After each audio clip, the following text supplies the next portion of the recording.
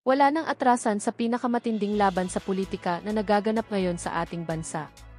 Isang nakakayanig na kaganapan ang nangyari matapos tuluyang sugurin at lantarang harapin ni Vice President Sara Duterte ang mga taong walang awang nagtatraydor sa bayan. Sa isang mabilis, palaban, at matapang na aksyon, ipinakita ng Vice Presidente na hindi kailanman siya magpapakumbaba o yuyuko sa mga anino na sumisira sa ating pamahalaan. Inilantad na umano ang mga pangalan ng mga opisyal na sangkot sa malawakang korupsyon at sabuatan laban sa taong bayan at mariing nanawagan si Sara na dapat silang makulong at pagbayaran ang lahat ng kanilang mga kasalanan. Ang matapang na hakbang na ito ay agad na umani ng nakakabinging suporta at palakpakan mula sa masa na matagal nang nauuhaw sa tunay na hustisya at totoong pagbabago sa sistema. Ayon sa mga kilalang political analysts, ito na ang hudyat ng tuluyang paghihiwalay ng landas ng mga matataas na leader ng bansa at ang pagsisimula ng isang matinding paglilinis sa buong gobyerno. Hindi papayag ang kampo ng mga Duterte na patuloy na abusuhin ng mga ganid sa pwesto ang tiwala at buwis ng taong bayan. Sino-sino nga ba ang mga matataas na opisyal na tuluyang babagsak sa rehas na bakal dahil sa pasabog na ito? Subaybayan ang patuloy na pag-init ng sitwasyon, kaya tutok lang lagi dito sa ating mga nagbabagang balita.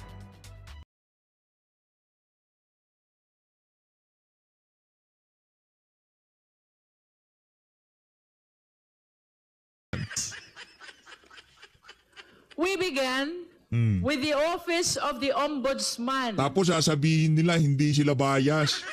Anak ng tawa, di pa nag-uumpisa ang hearing, nagsalita na kagad yung mga numero, palakpakan. Yan sinasabi natin. Which confirmed the Vice President's submission of SALENS.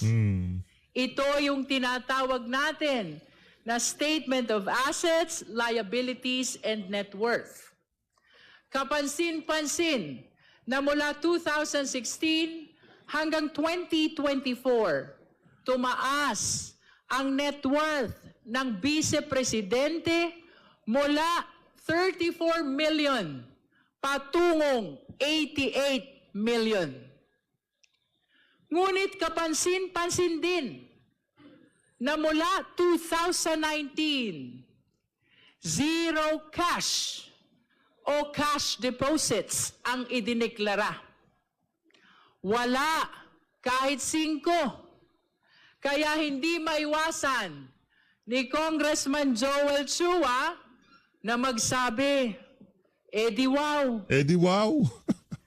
Wala daw cash o cash deposit. Tama po ang dinig ninyo. Oo, kasi nakadeklara doon sa others. At sang-ayon sa pagdideklara ng SALN, hindi ho bawal yung ginawa ng kampo ni VP Sara na ilinagay sa others yung cash on hand o yung mga nakadepositong pera sa kanyang SALN, sa kanyang pagkatao, sa yung pagmamayari niya. Yan. Diba? Hindi ho bawal yung ginawa ni VP Sara. Ngayon ang framing, hindi ilinagay yung cash. Tapos, ang laki ng pera, ang laki ng naglabas-masok na pera sa AMLA. Palakpakan! Diba? 6 billion mahigit tapos walang laman ang SALN. Huwag ho kayong mag-alala mga kababayan, ha? Sasambulat ho sa mukha nito si Jinky Luistro, yung mga sinasabi nila na yan pagka umabot. Yun yung keyword natin, pagka umabot. Paano pagka hanggang dyan lang tayo sa Injustice Committee? Di tayo umabot dyan sa impeachment trial. Yan ang problema natin dyan, di ba Bakulaw? Walang cash sa bulsa o kahit sa bangko. Nasa others. Huwag ho kayong magpaloko sa mga misleading statement nitong si Bakulaw, okay? Kung biro man ito, hindi ito nakakatawa. Kakatawa. Dahil kung walang cash o cash deposit, ang tanong, paano umikot ang pera? At kung walang laman ang bangko, paano lumaki ang yaman? Yan. At paano nakapag-deposit si Congressman Percy Sendanya sa isang bank account na nakapangalan sa Vice Presidente? Nakapag-deposit siya kasi hindi naman sarado ang bangko. Hindi naman sarado yung bangko na yun ni VP Sara. Anong iniiyak nito si Bakulaw? Hindi porket nakapag-deposit si Sindanya, may anomalya na sa bank account ni VP Sara. Hindi ho ganun nangyayari, hindi ho ganun gumagana ang mundo. Kahit paano yung pagbali-balik ta rin, kahit paano yung paikutin sa ayaw sa gusto nyo, mabigat ba ang ebidensya laban kay VP Sara? Ngayon kung mabigat ang ebidensya laban kay VP Sara, magpunta na tayo sa impeachment trial court. Tigilan na natin yung mga kabalbalan na yan. Dahil hindi nyo matatanggal si VP Sara dyan sa mga galawan nyo na yan. Hindi ho pwedeng tanggalin si VP Sara dyan. Hindi ho siya mape-perpetually disqualify sa ginagawa na yan ng Injustice Committee. Gusto nyo matanggal si VP Sara? Simple lang. Dalhin na natin yan sa impeachment trial court. Hindi dyan sa Injustice Committee. Kahit anong klaseng monologue ang gawin mo dyan, Bakulaw. Oo, siguro. Siguro yung mga kasama mo dyan, mabubola mo. Pero sambahin ng Pilipino, anak ng toka, papunta pa lang kayo. Basang-basa na sambahin ng Pilipino ang ginagawa nyo. Nakita na namin yan. Yung kay Chief Justice Corona. Dito kay Jojo Marbinay. Di ba? Istrililing din na may ano dyan. Ika nga, istrililing din tumimon. Diyan kay Binay. Kaya huwag tayo maglokan dito, Bakulaw, ha? Loloko mo At kami. ibig ba nitong sabihin ay ang Vice Presidente ang kaisa-isang opisyal sa buong Pilipinas Yan. na walang land bank account? Naku po. At iyan ang mga tanong na iniwan ng SALN. Pangalawa, ang AMLC at ang bilyon-bilyong galaw ng pera. Remind ko lang ho kayo mga kababayan, ha? Kung talagang meron tayong malaking problema ngayong mga panahon na to, yan ho ang ating lumalalang inflation. Sa mga hindi pa ho nakakaalam, 61.56% na pesos na ho ang palitan ng piso sa dolyar. 61.56 pesos kada isang dolyar. Kaya para sa mga meron dolyar dyan, palakpakan. Sa mga meron dolyar dyan, baka naman. Joke lang. Joke lang. Tuloy natin. Sumunod na nagpahayag ang AMLA. Ang laki ho ng problema natin pero inaatupag nitong si Bakulaw, bakit wala daw land bank account si VP Sara? Malay ko ba kung ayaw niya, di ba? Malay ko pa gusto niya sa BP, gusto niya sa BDO, ayaw niya sa land bank. Meron ba problema doon? Pambihira, Isang ahensyang makapag-relax na nga lang. walang kinikilingan. Isang ahensyang sumusunod sa datos. At sa pagtatanong ni Congressman Terry Ridon, Yan. nakita natin na ang datos ay malinaw. Ano? Kinumpirma ng AMLAC Yan.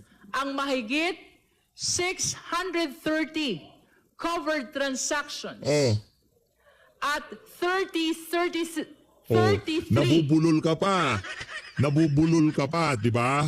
Pinractice mo na kagabi yan. Nasa salamin ka habang binabasa mo yung basic na script na yan. Nabubulol ka pa. Yan ang problema pagka-scripted. Di ba? Nabubulol-bulol pa ho siya. Hindi binanggit niya lang yung 6 billion. Pero hindi niya ho binanggit na yon ay mga outgoing at ingoing. Outflowing tsaka inflowing. Wala na, PH. Wala na. Masyado ka nang nayayari dito kay Bakulaw. Nabubulol-bulol ka na din. suspicious Yeah. transaction. Hindi ibig sabihin suspicious. Meron ng illegal na ginagawa. Pambihira, oo. Kayo nga dyan may illegal na nga kayong ginagawa pero di ba? Ay sa bagay di nga pala dumadaan sa AMLA. Isinisilid sa maleta. Di ba? Yun ang problema. Ano na ho natin ito kumbaga banding na natin ito, di ba? Pagka mag-uumpisa yung Injustice Committee, yung open and salvo nito si Bakulaw, siya ang talagang binababar. Na nagkakahalaga ng kabuang Yan. 6.7 billion Nako. pesos. Nako. Siguro, magandang isipin kung gaano kalaki ang halagang ito. Mahigit 6 na bilyong piso. Kapag Ang tanong dito, Jinky Luis, ito kumbaga napapag-usapan lang, okay lang naman kahit nagawa mo na, hindi yung pa nagawa. Ang tanong dito, nagbayad na ba kayo doon sa di umanong utang yung mag-asawa sa law firm nitong si Atty. Mans Carpio? Yan ang tanong dyan. Kaya nagigil kayo dahil nabulgar. Sa kabila ng napakarami yung pera, hindi pa ka rin kayo nagbabayad ng utang nyo. Di umano, dito kay Atty. Mans Carpio. Langya talaga tong baulaw na to. Hindi pa ba sapat ang pera mo, madam, para magbayad ka ng utang mo? Hindi ko ganun yun. Hindi naman kayo magkaano. Okay lang sana magkamag-anak kayo eh. Kasi mga magkakamag-anak, magkanang utang yan. Wala singilan yan. Diba, wala singilan, lalo na pagka malapit. Kaya magbabayad. Ngayon pagka hindi nagbabayad, walang maniningil. Diba? Pero hindi naman kayo magkakaano-ano.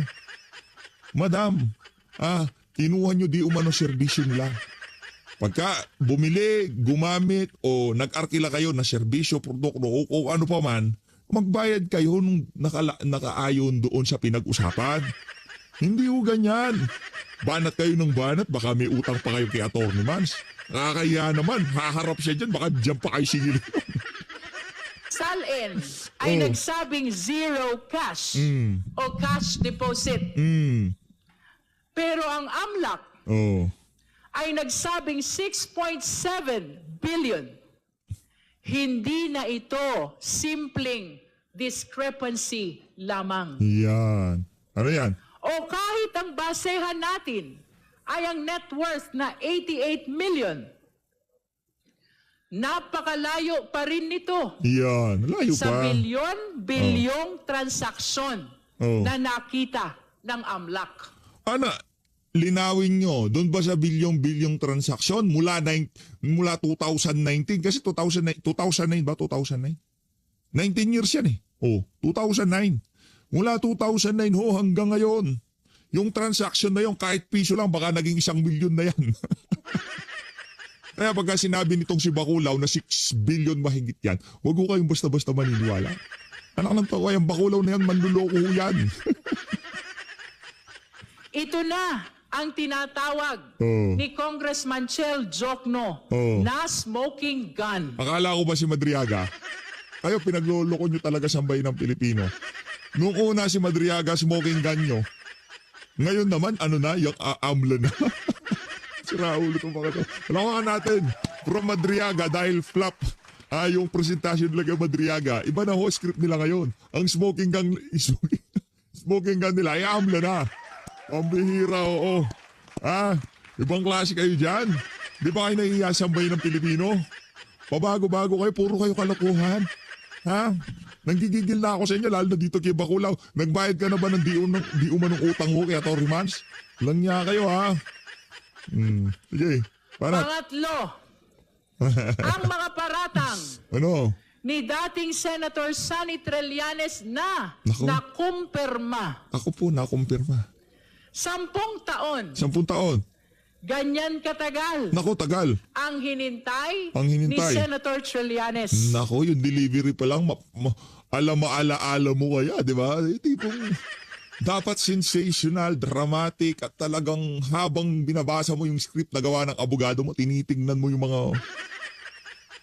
mga resource person at yung mga kasama mo si Raulo, Ganyan katagal pinagdudahan ang kanyang mga aligasyon.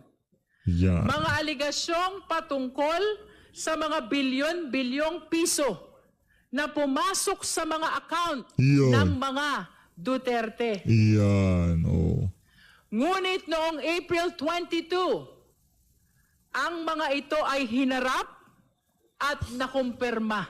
Ang tanong dito, yung bang hawak ng mga dokumento ni Trillanes, tatanggapin kaya yan ng impeachment court? Tatanggapin ba yan ng impeachment court? Unang tanong kay Trilling, saan mo galing yung mga dokumento? Legal ba o illegal yung pagkakakuha mo ng mga dokumento na yan? Na kung saan wala namang SM Lanang doon sa taon na yon biglang nagkaroon ng SM Lanang? Ayun yun eh. Saan mo galing yan? Galing ba yan doon sa magbabalot? Lalagyan ba niya ng balot yan? Sabihin mo Trillanes. Kasi pag nagkataon, hindi naman ano yan, hindi gagamitin ng ano yan, ng Korte Suprema. Hindi magagamit yan sa impeachment trial court. Pumili ng Bastos. mga transaksyon. Oh, At lahat ng ito ay kinumpirma. yan. 18 Yan. out of 18. 18 sa 18. Pero, nang binilang muli, mali pala. Dahil ang totoo, 19 out of 19 ang confirmed transactions. Hindi ito tsamba. Hindi ito siya. Hindi ito coincidence. Coincidence. Ito ay kumpirmasyon. Dati, parang chismis lang. Oh, ngayon. Ngayon, may official record na. Wow. At Importante. nang mag-match Oh. ang mga paratang ni Wag na ho kayong magalit, okay? Alam ko yung mga kananayan at katatayan dito sa PH Update. Kabisado ko kasi yan eh. Di ba? Yung silakbo ng damdamin kung tawagin ba? Di ba? Alam ko yan eh. Di ba? Yung silakbo ng damdamin ng ating mga kasama dito sa PH Update. Masyadong emosyonal. Ang tagal-tagal na nating magkakasama dito sa PH Update. Alam ko, gigil na kayo. Alam ko, hindi nyo na kaya sikmurahin. Alam ko, hindi nyo na kaya, ayaw nyo nang pakinggan ang mga salitang lumalawas dito sa bakulaw na to. Pero, mga kababayan, laging nagwawagi ang katotohanan laban sa kabakulawan nitong si Bakulaw. Okay? Kalmahan nyo hula. Kalmahan nyo lang ho. Wag nyo hong hayaan na magpagharian kayo ng sama ng loob ngayong mga panahon na to. Ang politika lang ho yan, mga kababayan. Tayo ho dito, hindi ho tayo namumulitika. Una sa lahat, ang ninalais lang ho natin, magkaroon ng magandang kinabukasan ng ating inang bayan, ang ating mga susunod na henerasyon. Diba? Yun lang atin dito. Wala ho tayong tinanggap na maleta. Wala ho tayong tinagong asawa. Wala ho tayong kung sakali problema sa susunod na administrasyon. Wala ho tayong flood control. Yung mga galit lamang sa mga posibleng tumakbo sa 2028, yun lamang hong merong mabibigat. Hindi lang isa yan eh. Marami yan. Mabibigat na maleta. Maleta tuloy. Bagahe pa. Bagahe, maleta pala eh. Isa lang. Pambira ka, PH. Laks ng tama mo, PH. Ang laks ng mali ni Bakulaw. Diba? Meron ho silang mabibigat na mga maleta. Yun ho yun, mga kababayan. Senator Trillanes at ang official record, lalo pang luminaw ang katotohanan. Yan. Sa madaling salita, SALN, AMLC report, at ang paliwanag ni Senator Trillanes, iisang direksyon ang tinuturo. At gaya ng sinabi ni Deputy Speaker J.J. Suarez, hindi talaga tumutugma ang kwento sa kwenta. At sa puntong yun, mabigat ang binitiwang tanong ni Congressman Benny Abante. Sinasabi nyo, simpleng buhay? Pero paano naging simple kung milyon-milyon ang payout? Kahit maging bilyon-bilyon pa yan, madam, kung galing sa legal, wala tayong problema dyan. Ngayon, kahit piso lang yan, kung galing sa illegal, anak ng tokwa, marami kayong makukulong dyan sa House of Representatives pag nagkataon sa 2028 pag-upo ni BP Sara. Kahit gawin pang trilyon-trilyon yan, kung galing sa legal, wala tayong problema. Kahit gawin nyo pang gusto nyong, anak ng tokwa, marami ganito kasi yan, mga kababayan. Karamihan ng mga mayayaman, dahil ika nga sawa na ho sila sa pagiging mayaman, kumakain na lang ho yan yung lugaw, kumakain na lang. Kung ano-ano, yung mga simpleng pagkain, talbos ng kamuti. Diba? Pero tayo mga saktuhan lang sa buhay, talbos ng kamuti, masarap yan talaga. Tinapa, talbos ng kamuti, tuyo, chicharon, yan, laban-laban na yan, di ba? Ang problema ho mga kababayan, pagka yung mga mayayaman na yan, kagaya nitong si Atty. Mans, mayaman. Ako confident ako sabihing mayaman yung si Atty. Mans. Bakit? Galing sa legal. Inisa-isa ni Baculaw yung mga hanap buhay niya. Pagkatapos nilang ilinatag yung mga hanap buhay, merong labas-masok na pera sa mga bank accounts. Anak ng tokwa, bigla illegal. Palakpakan ho natin yung mga siraulong nagsasabi na kailangan natin pag-usapan yun. Bilyon yun, daming milyon yun. Hindi ho. Kung galing naman sa legal, problema na nila yon. Mga business-minded ang mag-asawang Duterte o itong si Atty. Mans Carpio. Si Bibi Sara, busy yan sa trabaho eh. Si Atty. Mans ang para sa hanap buhay. Wala ho siya sa politika. Iniisip niya kung paano niya mabibigyan ng magandang kinabukasan ang kanyang susunod na salinlahi sa pamamagitan ng mga anak niya. Ngayon kung saan manggaling yun, wala ho siya sa pamahalaan.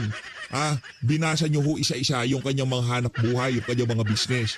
Ngayon kung kumikita siya at naiinggit kayo, di mag-business din kayo. Alam niya kayo, mga inggitero talaga kayo.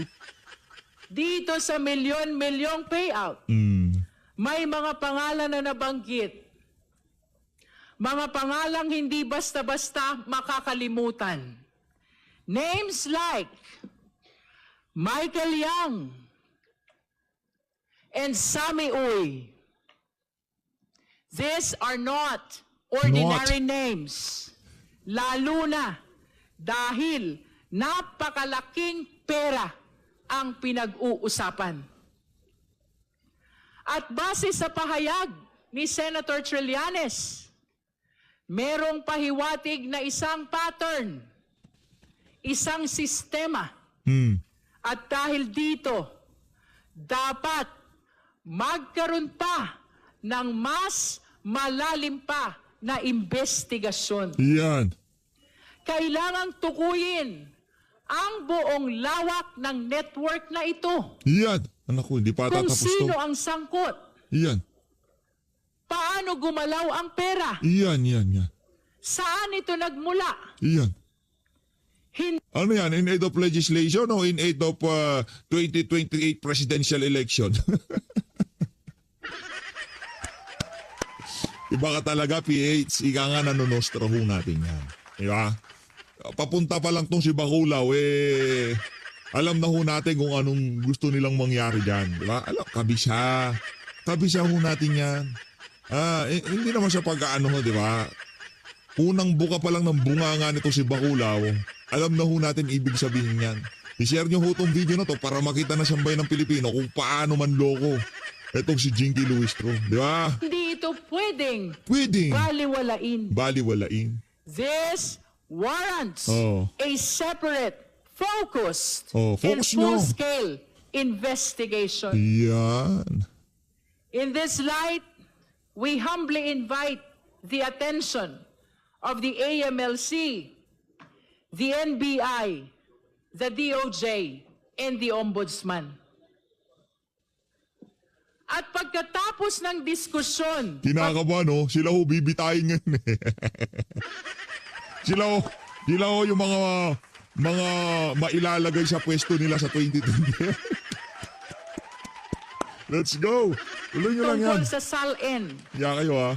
sa AMLC report, at sa pahayag ni Senator Trillanes, tumuloy tayo sa ibang ebidensya. Yan. Tuloy lang. We also examine corporate records through the SEC.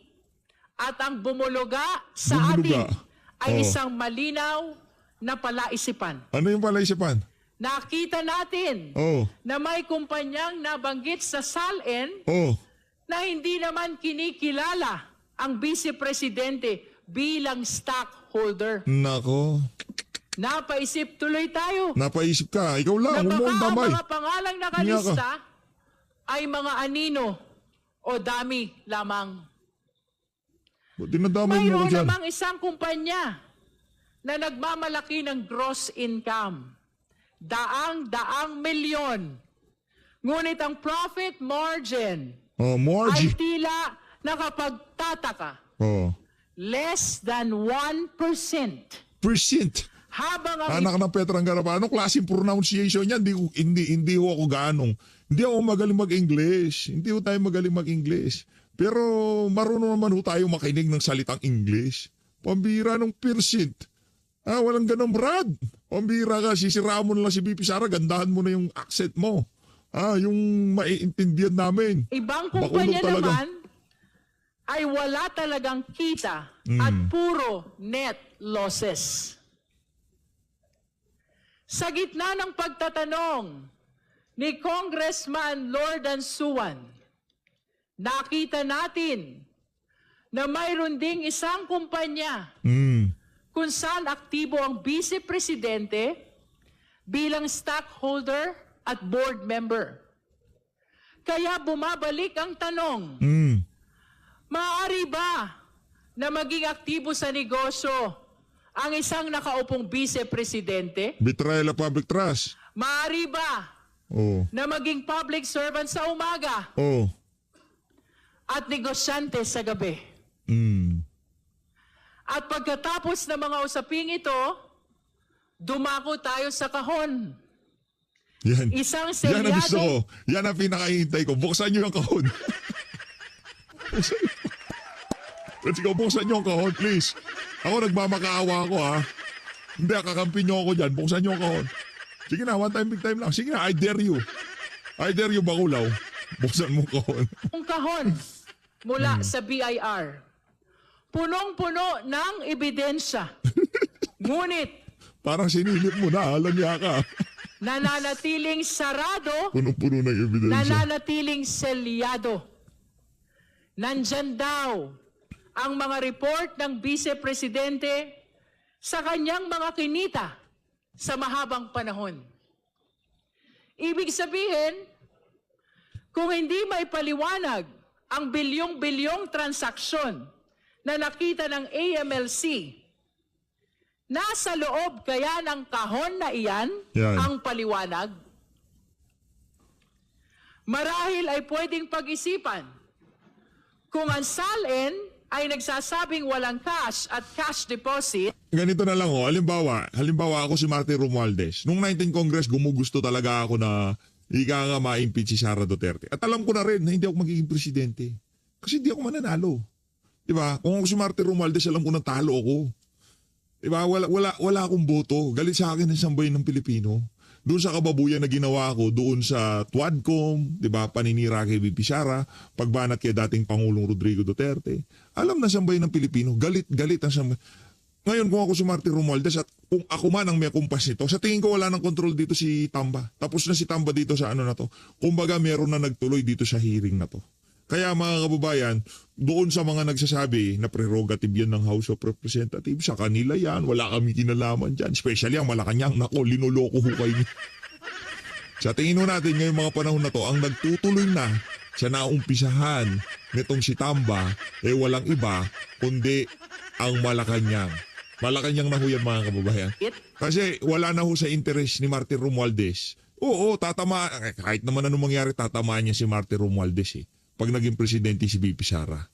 Ang tanong ho dito, ang problema ho dito, dalawa pagka nagpresidente si VP Sara, hindi siya ang magiging most guilty. Ay, tama, kasi sila naman, most guilty naman talaga siya. Kumbaga dun sa grupo ng talagang itatag bilang mastermind, isa dun sa utusan Ngayon kung hindi makaupo si VP Sara at hindi makaupo si VP Sara, ma-impeach siya, nanalo ang administrasyon, namanipula nilang eleksyon o kung ano pa mang sa ano pa mang hokus-pokus naupo ang kanilang kandidato, maghahanap pa rin ang sambayan ng Pilipino ng mastermind. At sa tingin natin, ang magiging fall guy ho talaga itong si Martin Romualdez at itong si Saldico at si Chis Escudero. Kaya para kung ako si Martin Romualdez, nasa interest ko ngayong mga panahon na to na hindi ma-impeach si VP Sara.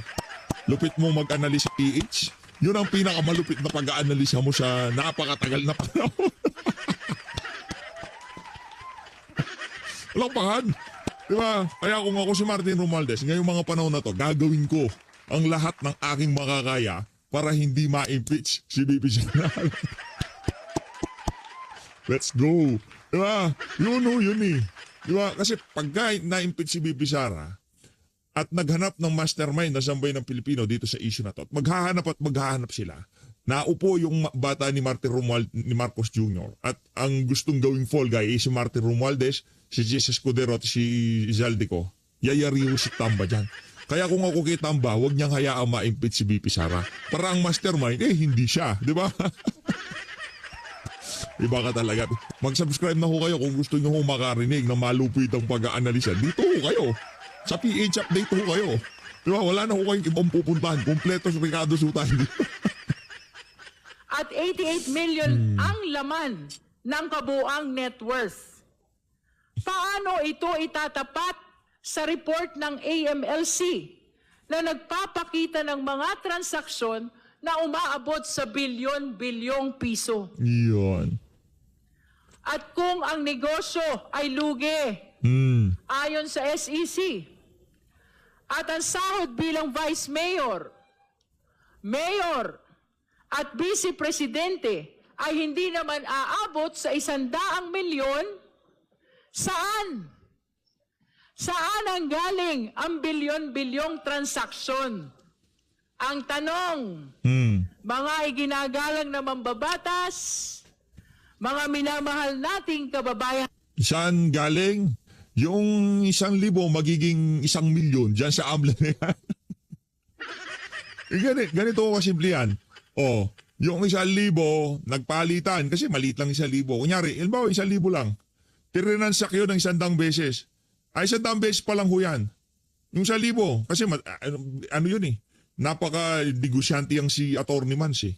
Sa tingin ko yung 1,000 kayang matransak niya ng 100 times sa loob ng isang buwan. No joke. Walang biro yun. Yung 1,000 kayang maglabas-masok. Diyan sa kung ilang account man yan dahil negosyante si Atty. Mans, kayang maglabas-masok ng 100 beses sa loob lamang ng isang buwan. Yung 1,000 lang. Yung 1,000 na yun sa loob ng isang buwan, 100,000 na yun. Baka akala nyo mga kababayan. Sa isang buwan lang ho yun. Yung 1,000 na yun sa loob ng 10 taon, 1,000,000 na ho yun. Ay, para at least yung ika nga yung mayakap ng ating mga kababayan kung gaano ka walang kwenta yung punto de vista nila na napakaraming pera na naglabas-masok sa account ng mag-asawang Duterte Carpio. Yung 1,000 sa pagiging negosyante ni Atty. Mans Carpio, sa loob ng isang buwan, napakabihira ho. Kumbaga, bihira na yun eh. Sa 100 beses maglalabas-masok, yung 1,000 pa lang sa mga bank accounts ng mag-asawang Duterte Carpio. 1,000 pa lang ho yun mga kababayan. Napakadalang na ho nun. Siguro average 200 times. Yung 1,000 maglalabas-masok. Negosyante ka eh. Bumibili ka ng stock, nagbabayad ka ng supplier, nagbabayad ka ng trabahante, nagbabayad ka ng pwesto. Yung 1,000 kahit 100 beses maglalabas-masok yan. Madalang pa yun, yung 100 beses. Average yan, 200 to 250 times. Diba?